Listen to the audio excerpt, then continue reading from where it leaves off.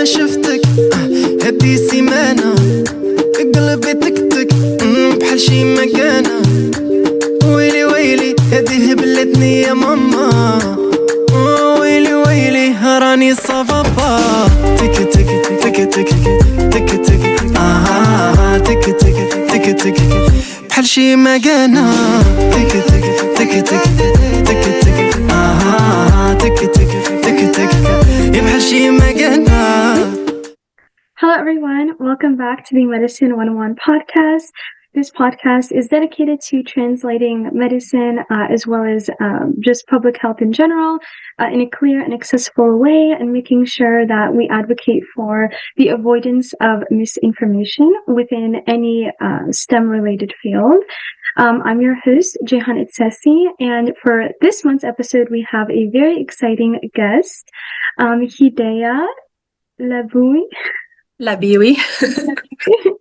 Hidaya is a certified life coach through the Jay Shetty Certification School. She's also a professor with a background in international studies and political science, and has pursued coaching because it is her calling to help others, and she believes that mental health is just as vital to physical health.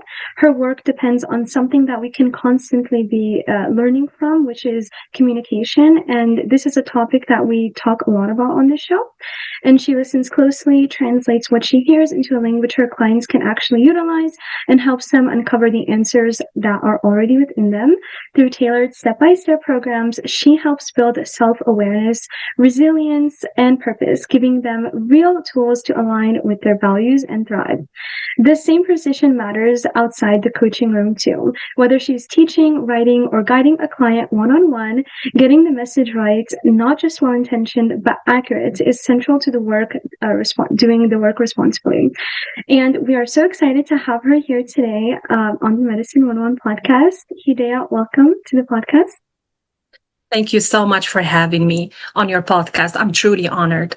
I'm being so inspired by your journey yourself, especially as a young woman stepping into healthcare and creating the space for others. I grew up in Morocco and later came to the US, and it's a deeply personal journey that I'd like to share today with you. I didn't just move countries, I moved cultures, and every step shaped how I see people and guide them. So I'm so excited to share a bit of my story with you. Wonderful. Well, I'm excited to get started as well. So without further ado, we can go ahead and start. So you built a career across international studies, political science, education, as well as coaching. What drew you initially to coaching, and how do those earlier chapters still shape the work that you do with your clients today? So what drew me into coaching is this deep personal relationship I've always had with people, this desire to help and guide them. So, my name is Hidaya, which means guidance in Arabic. And I feel like it's always meant to be this way. Like my life journey and my purpose in life is to guide people, help them.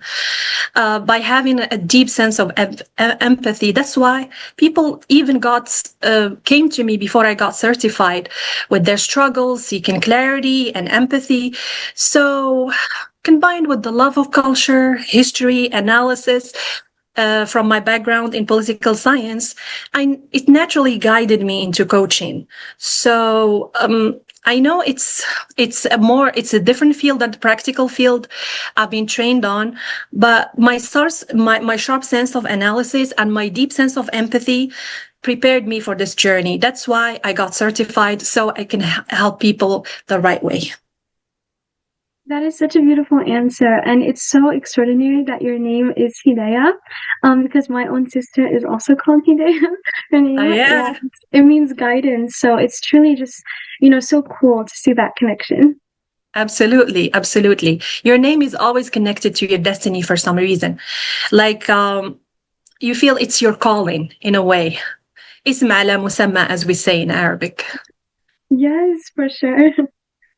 So you've said that mental health is just as vital as physical health. How do you build the kind of trust where your clients feel safe and also honest with themselves? And how do you train yourself to be able to have that skill of creating a safe, and just supportive environment for them to share their vulnerability? So, building trust is all about creating a space where they feel seen and heard without any pressure. I always begin with the discovery call, where I ask them questions about their goals without any constraints. I tell them, if you have a magic wand, what would you do? What would you feel? What would you want, without any limitation? There is no impossible. So, and then we move into building a step-by-step program, and crafting reflective questions that guide them back to themselves, because all the answers are within themselves. It's not about telling them what to do. It's about trusting their own choice and guiding them through probing question into it. So I'm just there to help and uncover it. That is so inspiring. I know, like therapy and coaching is a very important field, obviously, and I'm a big believer in just having someone to speak to. I think that makes all the difference in, your physical and mental health. And so the fact that, you're helping people on a daily or even just like, I guess, honest and real basis is very inspiring to see. Absolutely. Coaching, like medicine, means translating something, as you say, like complex into something clear and usable. Because it's not about guiding people, like telling them what to do. It's about digging deeper and finding the answers within themselves. So we'll see. Through your questions, we'll see how this journey unfolds. Yes, for sure. And so the next question that we have is about coaching, and you actually kind of just answered it, but you can definitely expand upon it. So coaching, as you said, like medicine, means translating something complex into a language which is, understandable for the client to comprehend. How do you make sure that you communicate in a way that they can understand and you're not just assuming their emotions? And I'm sure also that when you meet with clients one-on-one, you take into consideration their background, what culture, religion, or just any other factors. So how do you also consider that when you essentially coach them? So this is at the heart of ethical coaching.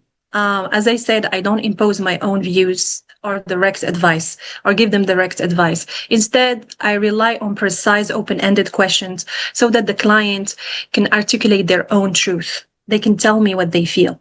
I listen deeply. I mirror their words.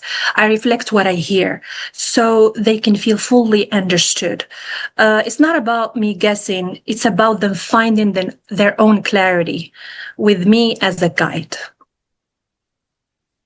That's wonderful. I think having someone to guide you in these sessions is, again, makes all the difference, but it's even more so important when, someone can share their experiences or the struggles that they're going through, and, someone can give you advice on what, not necessarily what they believe is the right thing to do, but just sort of, yeah, I guess, kind of like a more general piece of advice, because obviously it's important to not take into consideration like your own, opinions or things like that. Absolutely, because you have clients all over the world, or different cultures, different backgrounds. They come to you with different baggages. Yes, everyone lives, everyone has different experiences. So if I impose my own, it means I give them my life journey, my life purpose, which is not the purpose of coaching. That's what people get it wrong, which I will elaborate more on when I tell you about the challenges. Wonderful. And once we do get to the challenges of like the coaching that you've experienced, it would also be great if you can maybe give an example without actually giving obviously like client information. But Of course. yeah. So the next question that we have for you is again like based off of responsibility, but in terms of communicating, I guess science accurately is extremely important, as I'm sure you know, and getting it wrong, whether that's through like a research paper or if you're a physician and you're giving medical advice, it can harm people. And the same applies, like if you're a coach where you coach people one-on-one, or if you're a therapist, for example. What does that accuracy and integrity look like in coaching? And if you want, you can also touch more on how you give them like tailored one-on-one advice and maybe like resources that they can use after the session, for example. So accuracy in coaching is about being grounded in ethics. I make sure I'm honest about my limits. If a client needs, like, for example, a clinical diagnosis or medical health, I guide them to the right professionals. Some people need medication. Some people need clinical supervision. So there are other mental health professionals that can take care of that. So honesty should be paramount. As you mentioned. But I stay open and transparent. I never pretend to be something I'm not. It's about being, knowing what you can. I stay in my lane. I know what I can do, and I refer them, if I need to the right professionals. So, but then mental health is not a luxury. It's more of a necessity.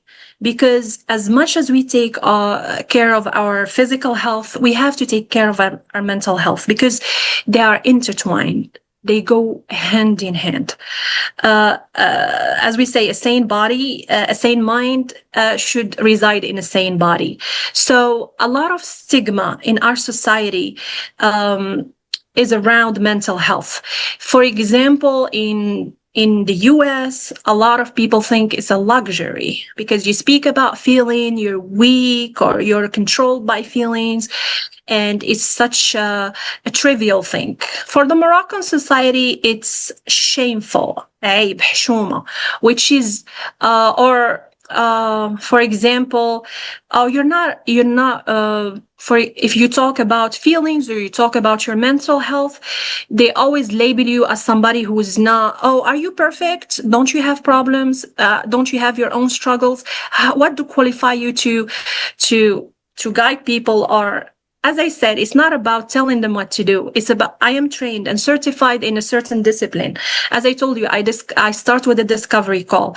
I tell them I ask them, it's all tailored around them. I ask them their desires, their hopes, their dreams, without constraint. It could be through guided meditation. It could be through probing. We dig deeper. It's about the person, what they desire. So there is a technique about using feelings, because feelings are so strong. We remember something because the feeling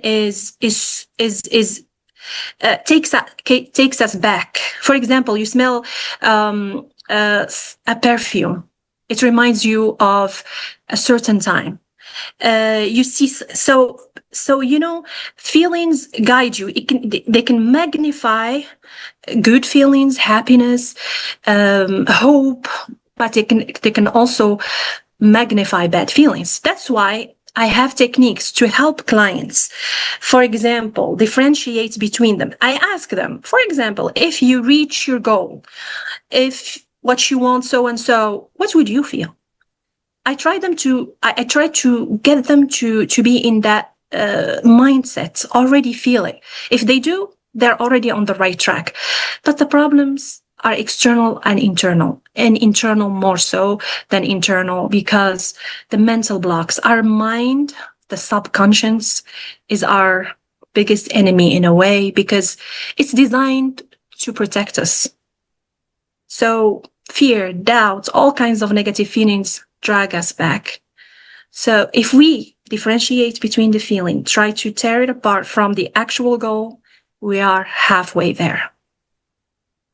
You could not put this more beautifully, and you brought up two points actually that are very interesting and that I can relate to. Number one being the cultural stereotypes. As you know, I'm also Moroccan, and unfortunately, like in Moroccan society and culture, it is looked down upon, as in many cultural or just cultures in general. And it is very sad to see, obviously, because mental health is a real thing that people go through. And also myself having gone through, various times where my mental health hasn't been the highest or hasn't been the greatest. It's sad because you do need that support, right? And I don't think, coaching or therapy should ever be looked down upon. And in American society as well, that's also very, common, where people have a certain stereotype regarding it. I think here it is a bit more accepted than, like, for example, in Morocco, but I think there's still so much improvement we can do in terms of making this a normalized topic, because this affects people's physical health, academic success, the opportunities that they can receive. And this ties into the point that you brought up, which is the subconscious is in many ways the enemy of ourselves. Yeah, I also agree with that. I think, in life, whether that's in academia, in a career, professional setting, you're always going against the best version of yourself because you want to improve and you want to become better, but that can only happen if you, overcome the internal barriers, right? And you said like a few words in Arabic, which, is unfortunately something that again is common in Morocco, like it's shuma or ghaib to talk about these things. And I think if we, grew up in a society where, at least in Morocco, for example, where this was more of an open conversation, it would change. But I think with the new generation that's coming about, we're sort of on the right track. But there's always going to be some sort of stigma, right? It's all about doing the work yourself, and important people like you who work in coaching are an integral part of that. So thank you for sharing your experience. So, Of course. Thank you also for sharing your insights about that. Of course. Because you come from a similar background. More or I mean, not entirely because you were born in the US, but you're still born to Moroccan parents. So you know how it feels on both ends, you know what I mean? Exactly. And even like being born here, obviously it's a very different experience than growing up here. But when I ask my mom, and my dad is less familiar with this, but my mother says the same things. Like she never really could talk about her emotions to her mom or her father, who unfortunately died. But it's something that I think is common in a lot of cultures. And even in like a Muslim household, this is also kind of looked down upon, just like the concept of mental health. And so I think as much work that we can do in any culture and any stance will progress the field. But yeah, also the next question is actually very close to this, in terms of talking about your own experience, and you can also tie in your culture as well, being Moroccan, as well as obviously American. But as a woman who works across academia, I know you are a professor as well, or you were a professor, but you have extensive experience in that. And obviously doing one-on-one coaching now. How has your identity and background shaped your journey? So this can be a more broad answer. And then were there any barriers that you had to navigate based off of being a woman, your cultural, religious background, and how did they influence the way that you shop for your clients? Like, do you relate more to them because you may have gone through similar things as them, or it might be the opposite? So it is a big part of my journey. I know, like the obstacles we talked about, people doubted me early on, thinking, how could I guide people if I have my own struggles? I'm a human being. I'm like everyone else. Like saying a doctor doesn't get sick or a doctor doesn't smoke if they're a heart doctor. You know what I mean? So they can still help you. They have, as I told you, coaching and therapy is not about my experience. It's about your experience. As long as I'm trained and I have the empathy, I have the presence for you, then I can be there for you. So going back to the struggles. So people all have these questions. They doubt, but that made me feel stronger. It's just, growing between two cultures, the openness, that broadened my horizon and my sense of empathy. That's how I knew how to show up for myself, bringing that experience to my practice and to every session. So if it is in your mind, it's already there in reality. So don't doubt yourself, because a lot of people, so if God puts something in your head, in your dreams, it means you can do it. It's not about people. So as I told you, we have two things blocking us: the mental blocks inside our mind and the external ones, people doubting. Sometimes out of love, people want to protect you.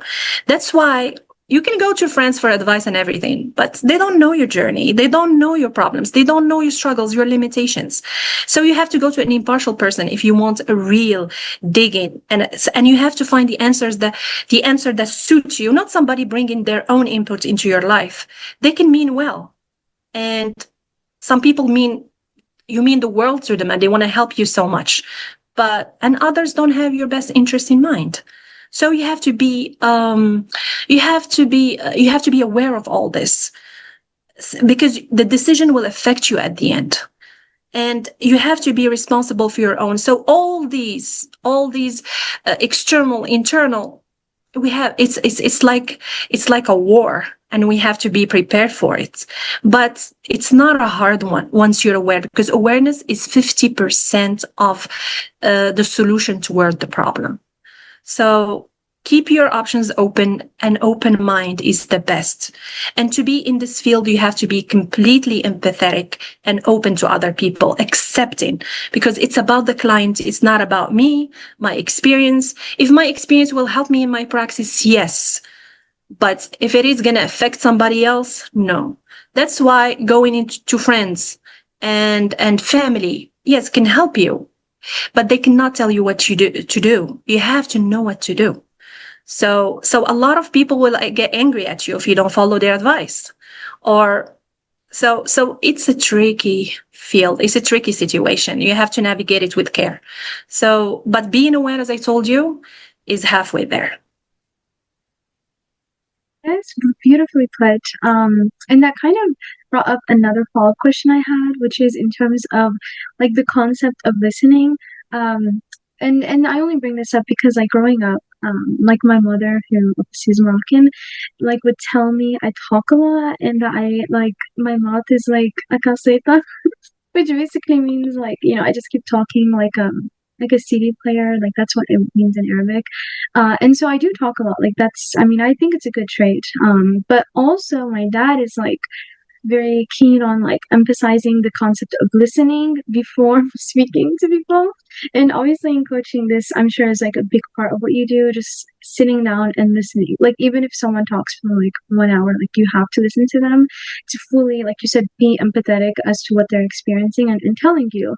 So how do you like, I guess not necessarily like train yourself to have good listening skills, but how do you make sure that you're always, yeah, listening, but then at the same time providing your input that, you know, is unbiased but important for them to know? Like you want to intervene maybe because they said something like, I don't know, like not necessarily outrageous, but like something that you feel like your advice is needed at that point. Like how do you navigate through those situations? So basically what you said, active listening, is very good. So I listen not to answer them. I listen to understand them. And there's always the discovery call that I start with. So I get to know my clients without any bite. I put my ego aside, anything, any preconceived notion I have about their background, about their culture, even my own experience, if I went through the same problem. But if I see self-doubt, if I see self-destructive behavior or assumptions or anything, I would interfere. Of course, because I would tell them not to think that way. I would tell them that it's going to be okay. So it's all in a positive manner, not to impose my own beliefs, but just to guide the process, to keep them steering in the right direction. So I listen to them very deeply to try to understand the problem. As I told you, because thanks to my political background analysis, I have this keen sense of analysis. So I listen and I can identify patterns. I can identify a lot of things. So once they're done, I can ask them probing questions through what they told me. And I can steer them in the right direction by not letting them drown in self-doubt or pity or anything. Or if they come to me saying, oh, we have people doubting us, we have partners and neighbors, friends, co-workers, I let them talk about it because people need to vent. And then I'll ask them what they feel about it. So it's different for each session. So sometimes it's all about the feeling. Sometimes you're angry because you're underestimated, like if you are disrespected. So I try to identify the feeling behind that anger or behind that kind of jealousy, whatever feeling is there between them and other people. If we identify the root cause, it's easy. So you think he talked to you this way? What did it make you feel? Did it make you feel? So they tell me. The more they tell me, the more I identify the root cause. So, for example, somebody came to me a long time ago saying, like a bride was going through a lot and she was under pressure, and she's like, oh, nobody's helping me, nobody's asking me what to do, how can they help? I said, what did it make you feel? It's not about them not helping you, it's about her feeling less important to them. So it's the self-importance, and she wants to feel loved, she wants to feel as a priority. So maybe they show it in other ways, because everyone has a different language. We speak different languages. And if we are aware of that, it's not just in it's not just in intimate relationship with your significant others. It's with your friends, your family, your coworkers, with everyone else. So everyone is different. So that's why you have to step back to analyze more, to listen to other people, because a lot of feelings are behind what they say. So the problem might be very small, but it's magnified in their minds. So for me, through my sessions, we try to peel it like an onion, because an onion has many layers. So once you reach the cause, it's already done. It's already solved. That's a very good analogy. Like the onion. I really like that. It's like an orange too. When you Yeah, it's like an orange too. It has a lot of parts to uncover. I think that's extraordinary that you're able to identify the root cause of the, issue that they're going through. And oftentimes, people experience things, and I'll say this from my perspective where, I think something is a bigger deal than it actually is, or I don't understand that I'm seeking validation from someone else or something else, or, whether that's through social media or through others telling me that, I'm being successful or I'm doing this. Like, I mean, I went through a period of my life where that was the case. And I think a lot of it also comes with maturity, at least in my case, where eventually, like, the more older I grew, the more I realized that, my success or my emotions are not validated by what other people think of me. And I think, it's hard to understand that and to grasp and sort of overcome that challenge. But the moment you sort of mentally train yourself that your I guess self-worth and also success is based off of what you believe, like how you're doing, and if you believe that you can always improve, then that's a good thing. But it should never be based off what others think of you, or essentially just the judgment of others. And so the fact that you always identify the root cause and have that skill and analysis, as you said, is just wonderful to hear. And I also had another follow-up question specifically about like being a professor. Do you see like these skills being useful when you work with students or when you're teaching? And I know we've talked before, and you mentioned that you teach specifically like world history and also like French studies, I believe. Correct me if I'm wrong. Yes, but how do you languages, like, even Darija, I trained people in Moroccan culture before. Yes, so I have a diverse background, but I love teaching. I do you taught think even different kind, adults, children, special needs. So it has enriched my journey for sure, and it continues to.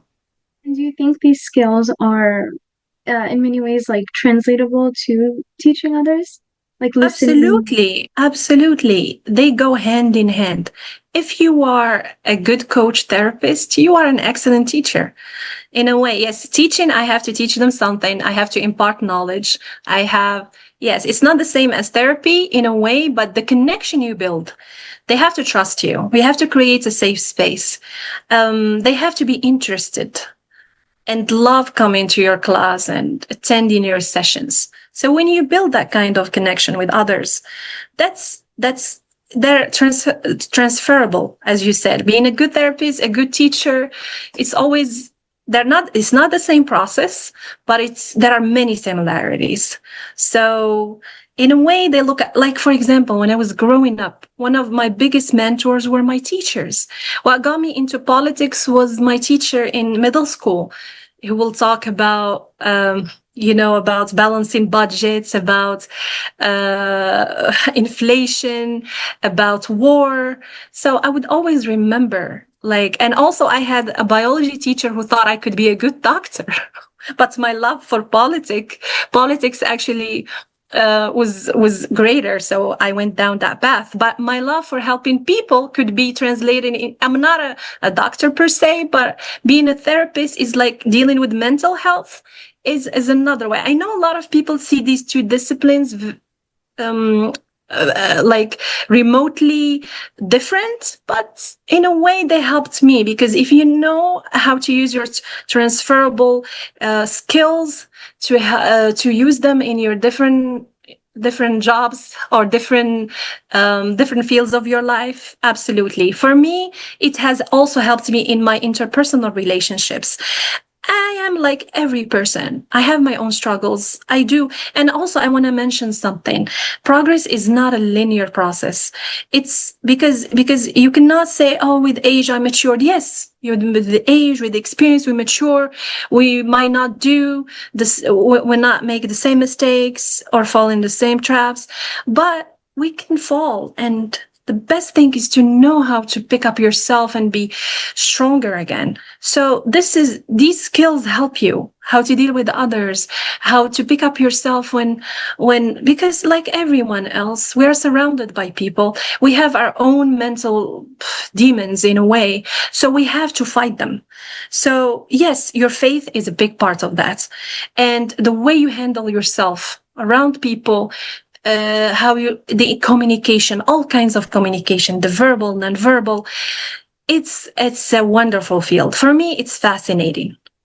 Interpersonal communication, relationship, culture, how everything interconnects and mingles with each other. So for me, it's a learning experience. The more I live, the more I learn.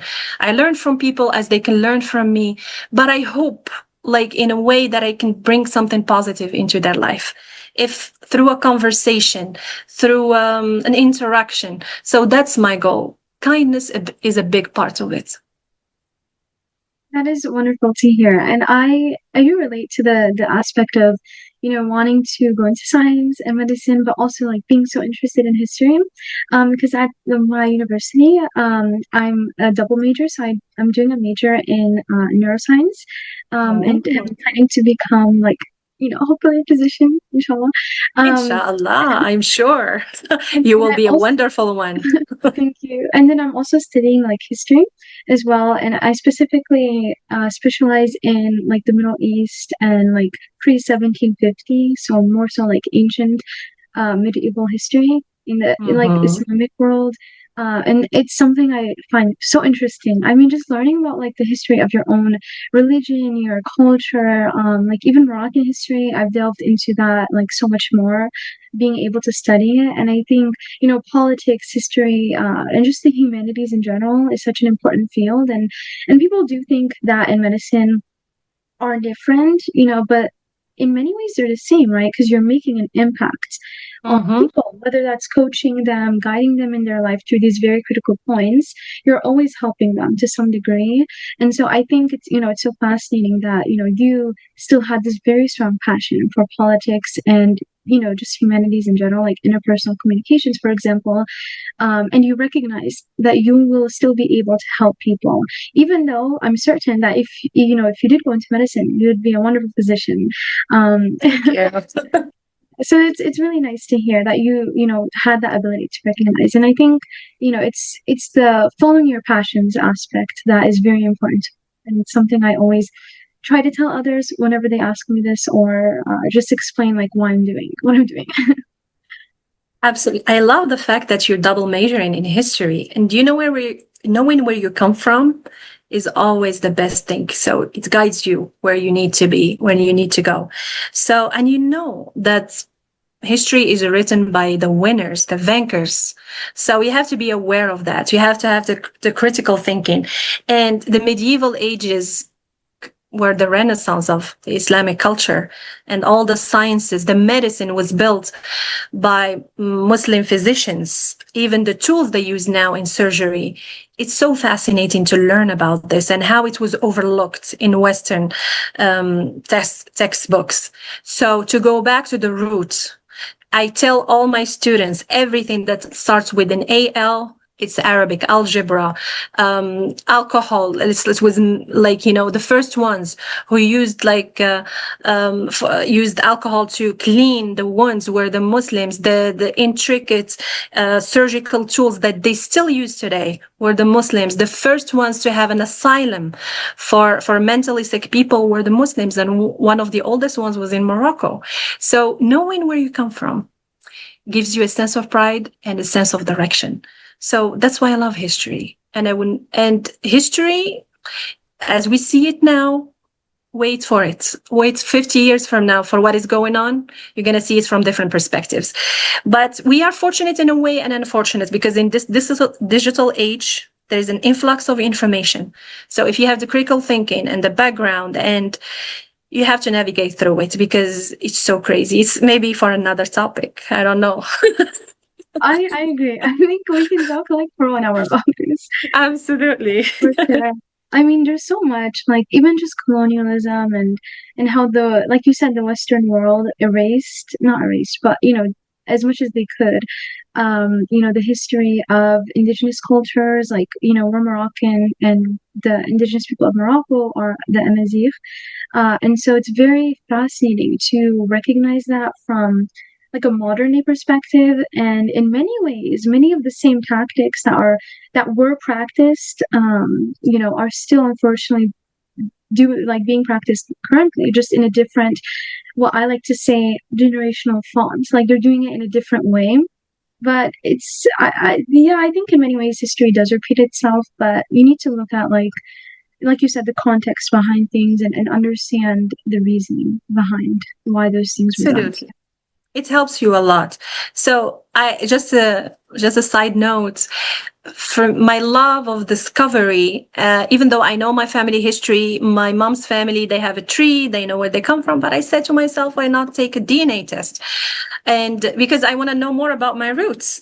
And I know I come from Morocco, but then because, Morocco's history were Arabized. We speak Darija and everything. And my family is Arabic speaking. So to my surprise, I did 2 DNA tests, 70% indigenous Moroccan, and another one was 92%. So maybe the process was mostly cultural. So yes, so mostly like the rest is European, and I think some bits, I would say like one test said like 2%, another test 0% for Arabian Peninsula, so mostly Moroccan, North African, So it's good to know all this, because you're aware of your identity is a very crucial and tricky concept. So, and more so for a first generation American like you yourself, born to Moroccan parents, navigating the challenges and all that. But at the same time, knowing where you come from is a wonderful thing. I couldn't agree more with you, Hidaya. I have one last point about the Moroccan tree. It is funny because obviously the indigenous people of Morocco are Amazigh, but it wasn't until the Arabs came from primarily Saudi Arabia, and then they spread Islam through their transition, and that's obviously how we started speaking Darija, which is like our form or dialect of Arabic. And I'm sure you can find, connections to even Spain because of how geographically close it is, and then also to the Arabian Peninsula as well. So that doesn't shock me, but it is very interesting. I haven't done a DNA test, but I might do one because of you. Yes, it's very interesting. As you said, you have to look at the geography. Morocco is between Europe and Africa, and as the late Moroccan monarch said, Morocco is like a palm tree. Its roots are in Africa, and the leaves are in Europe. So we are the same in a way. As a Moroccan person, I found a lot of roots. a significant amount of my DNA from the Iberian Peninsula, which is like Andalusia before, and Spain, Portugal now, and it's Italy for some reason. I don't know. And the Moroccan part is the huge part. So the North African Amazigh parts. Knowing where you come from, knowing the process, even Moroccan history is very complicated and very layered, and it's beautiful in a way. The way I teach it, sometimes the way I talk about it is very passionate. It's very intertwined with politics, because you understand a lot of what's going on right now, the relationships with other countries. You cannot control what's going on, the event, but you can understand it through a different lens. So the more aware you are, it's not about getting all your news from social media. Yes, you can. Some accounts are very informational, but you have to have this critical eye. Know what to. Yes. And, nationality and identity, it's all, now we are like during the World Cup, everyone is, there is a cause. It's like we're playing a battle inside the stadium, So everyone, like when America's playing, people are cheering for America. When Morocco is playing, Moroccan Americans are cheering for Morocco. So it's about the cause. It's about getting together. It's about forgetting about our differences. So just a side note, because this is, we are having this conversation during the World Cup. Yeah, no, I mean, it's so important. I think the World Cup in particular is a very important event for unity, and it, brings together everyone, as you said, Americans, Europeans, from depending on what country, and even those who are not from the specific country are still rooting for, that team to win, for example. So I think it's a great, example, and just signifies like how important culture is to people, and how no matter what, in the end of the day, like you said, it's based off of forgetting our differences, and just coming together, no matter how different we are. Moroccan Americans, French Moroccan French Moroccans, French Moroccans, Moroccans who obviously live in Morocco. Like, it's about coming together. So actually, this kind of relates to one of our next questions, which is that every client comes to you with a different background as well as different goals. Maybe they want to achieve different things within your mentoring session. What does building a truly tailored program look like with each patient? And you did kind of answer this earlier, so you can just like add on to what you said. Whatever. Yes, absolutely. With pleasure. So as we touched upon earlier, everyone is different. So I deal with clients from different backgrounds, cultural, religious. Like, I am a Muslim and American woman. So yes, I have this background. I have this foundation of myself. So I cannot impose my beliefs on a person who has a different belief, but I have to talk to them in our discovery call, what they do. If the concept of God and a higher power is important to them, then that would be an important part of my therapy. And if meditation, for example, or spirituality is an important part of their journey or their belief system, then that would be something that I will discuss with them as one of the tools that I do in my therapy. So it's all about the person. You are the king or the queen in your therapy session. So if you are there, it's all about your hopes and dreams and fears and everything. There's no limits, because we're limited. When you're outside, you're limited by so many things. You're limited by work, by money, by, circumstances, by your mind. The subconscious is trying to protect you. It's not designed to help you. That's why we are in a way, we are creatures that are, we are programmed in a way. So if you know how to decipher the code to your brain, not all the time, but certain practice, certain habits, certain things that repeat themselves, that would be a wonderful thing. So through my therapy and the sessions I do is we sit there, I ask you, what you want. What are you trying to accomplish? If you're trying to accomplish is just understand yourself, is just like overcome some problems, or if you're trying to, for example, understand why, like, for example, people going through divorce, or people going through personal problems, so I try to make them understand, because a lot of women, for example, if they go through divorce, they blame themselves. They're not good enough. They're not. So what we try to dig deeper, what's the feeling there? It's not about you. It's not about, because they are mourning the death of a relationship.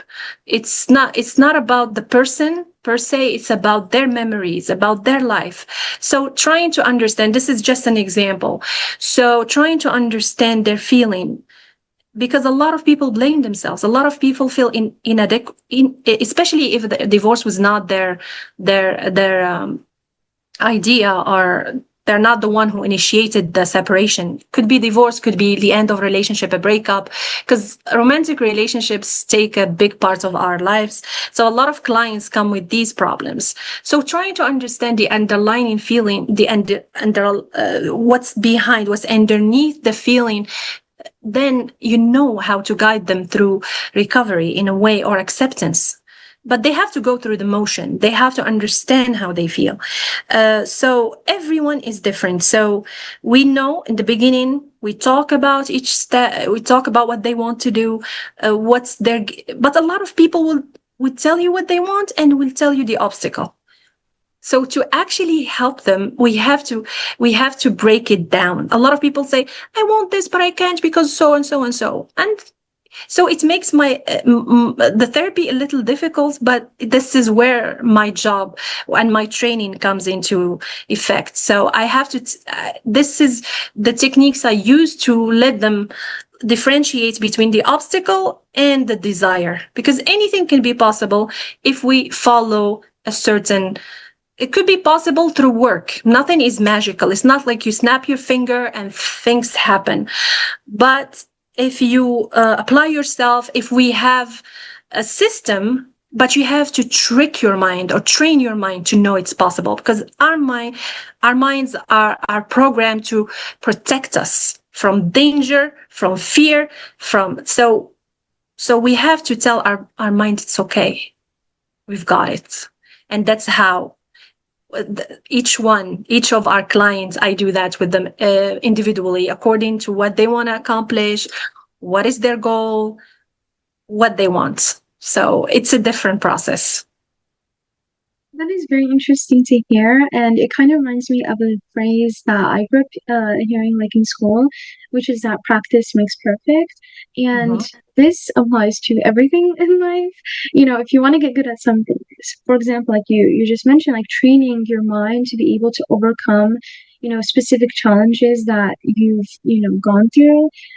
It all comes with practice, right? Being, whether that's like positive affirmations or, talking to someone, a therapist, a coach, having that practice is very important. And I know for me personally, it's something that I've done, and thankfully it's worked. So that's wonderful to hear that, this is so important, right? And integral to the work that you do with your clients. Absolutely. There are many techniques, and a lot of people in general, especially from our similar backgrounds to ours, or in general humanity, we're trained to look at lack, what we don't have. Even if we have, like, if we have enough, we don't look at what we have. We always, yes, it doesn't. I'm not saying don't be ambitious and aspire, but don't be so depressed thinking that you don't. That's what creates problems, because the mentality of lack and chasing something that you don't have. You have to be thankful. Gratitude is the key to everything. So when you look at what you have, and if you believe in a higher self and in God, you have to be thankful to God for all the bounty, for everything God has provided you. So that's how you multiply your blessings. In shakartum la'azidannakum. If you are thankful, I'll increase you. So God says that, and it's a promise. So if you look at if you look around you and see the blessings and that you have, believe me, each person will stop comparing themselves to others. Jealousy will be less, harmful behavior towards others and thinking will be much less, because you'll be more concerned about yourself, and you will free yourself of all these constraints by society, by yourself, because you will look around you, and that's how you know. And comparison, bringing me to comparison, it's always the killer of every dream, because you have to compare yourself to yourself. You might be compare your progress to yesterday, not to other people, because everyone, it's not a race, it's a marathon. And it's not even a marathon. Everyone has their own pace, because even siblings are different. Everyone, they have their own journey. Even if they were born to the same parents, everyone, they live in the same household, similar circumstances, but they are extremely different, because God created us distinct. We are different individuals. To understand this, to have the tools to be thankful, that's, well, this is part, like, by being thankful, by having positive affirmation, by you cannot be positive all the time. You have to acknowledge your feelings also. There's this bubble of positivity. Yes, it's good to be positive, but you have to acknowledge your feelings, whether positive or negative. So this is part of the stuff I do in my practice, just sharing them with you. Yeah, I mean, these are excellent points, truly. And I mean, comparison is the thief of joy. And I can fully say that, like, from experience, wanting to go into medicine, wanting to become a physician, it is extremely competitive at times. And I've been in spaces where, people just are constantly competing with one another, and that, leads me to comparing with, others, even people who are not even like born with the same, not born, but like, grew up with the same resources I had, or maybe they have more or less. Unfortunately, like, the comparison aspect gets everyone. And what I'm so thankful for is, the more I grew and the more I, worked on myself, I was able to realize that my journey is not someone else's journey. I mean, we are in two different lives, and even if we were similar, like you mentioned siblings, that still doesn't give me the right to compare myself to someone, to my sister, or to even my mother, right? So these acknowledgments are incredibly important, and I really appreciate the fact that this is something that is acknowledged in your coaching sessions. Absolutely, yes. Okay, so for our final question, this is kind of more general, so feel free to answer in any shape or form. But for someone who's listening to our podcast episode and who feels stuck or unsure regarding where to start, whether that's their academic journey, professional journey, maybe they just have an idea they want to start, but they don't know how, what would you want them to know? And then what would you also tell yourself when you were a young girl in Morocco who maybe never saw yourself doing this as a career? What is the advice that you would give to yourself? Oh, well, I'll tell that person that it's going to be okay. It's much bigger in their mind than it is in reality. And as human beings, we always amplify problems. We always do that. So it's not linear. Success or progress is not linear. It is, you can fall and you can pick yourself up. So I can talk about myself. Growing up in Morocco, I might sometimes sometimes I was more successful than before, and then other times I lagged behind. So I picked myself up. I know I don't compare myself to my peers, but sometimes doubt can creep in, because I'm a human being. And I have my own doubts. I have my own troubles. And so for me, just to be equipped by this kind of training helps me, and faith in, because I'm speaking about myself and my background. So my faith in God has helped me, and my empathy toward people and my love of helping and guiding has equipped me with a lot of, with this ability to reach out to others and understand them deeply. So what I can tell other people, that it's going to be okay. It's much bigger in your mind, and you have to distance yourself from negative people in general. So a lot of people surround themselves with a support system. It's good to have a support system. It's good to have friends and family that help you, because we don't survive. We're not in a jungle. We don't survive on our own. We are a society. But then if somebody is bringing you down, if somebody is doubting you, if somebody is a good rule of thumb, if you end a conversation and you go home and you feel bad, know that this person is not good company. So always check your feelings, because they can tell you a lot about people. I'm not talking about first impressions. I'm talking about after a conversation, after an encounter. How do you feel after that? So be in tune with your feelings. And also, if you have a hunch feeling, don't ignore it. Check with yourself. Most of our problems come from that. So, as I say, progress is not linear. Fall back and pick yourself up. It's always possible. And all the blocks are mental mostly. And if anybody in your surrounding is bringing you down or making you feel less, distance yourself. That is extraordinary advice, Hidaya. And I honestly feel like I'm doing a one-on-one coaching session with you just because of everything that you've been talking about. It's truly just so wonderful to hear the amount of passion as well as quality that you put in your work within these coaching sessions, and how you uphold this very important responsibility of communicating in an ethical way, in a responsible way, but also being empathetic and listening, and all of these points are very important. And yeah, just thank you so much for sharing. Absolutely. It has been a pleasure. Thank you for giving me the opportunity to come here and speak to you and your audience. I'm truly honored and happy. And please, reach out to me for anything. Of course. Well, thank you for accepting this invitation. And so that is all in terms of the podcast content. But thank you so much, Hidaya, for joining us for today's or this month's episode of the Medicine 101 podcast. This conversation was very inspiring, and it's very important, and clear that you have an immense commitment to communicating with care and precision. And this is a skill that all of us can really enhance. Communication is key to everything in life, and it's really important in an academic and professional setting. Do you have any final words that you want to give to our audience members or listeners? Absolutely. I want to thank you again, of course, for this beautiful opportunity to speak with you today.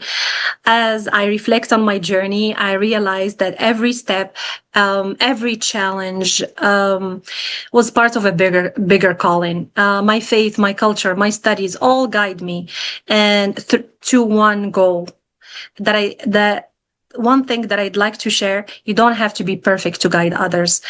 Just stay open, stay curious, and remember that smaller steps towards this is a step towards your dream.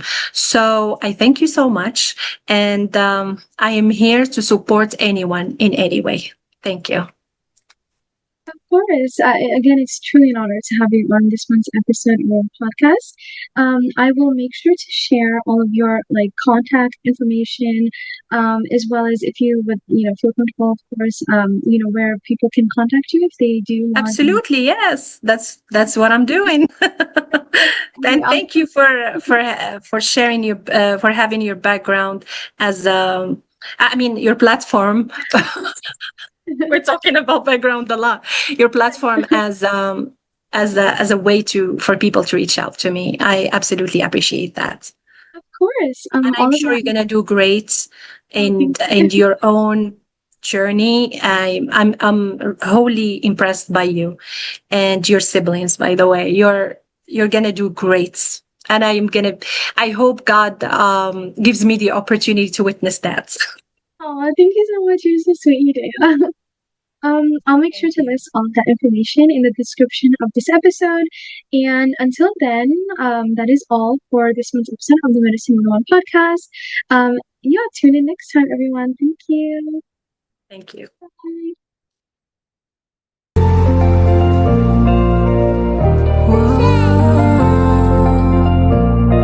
Comme si j'avais le choix, كلنا فيها عنا ضوء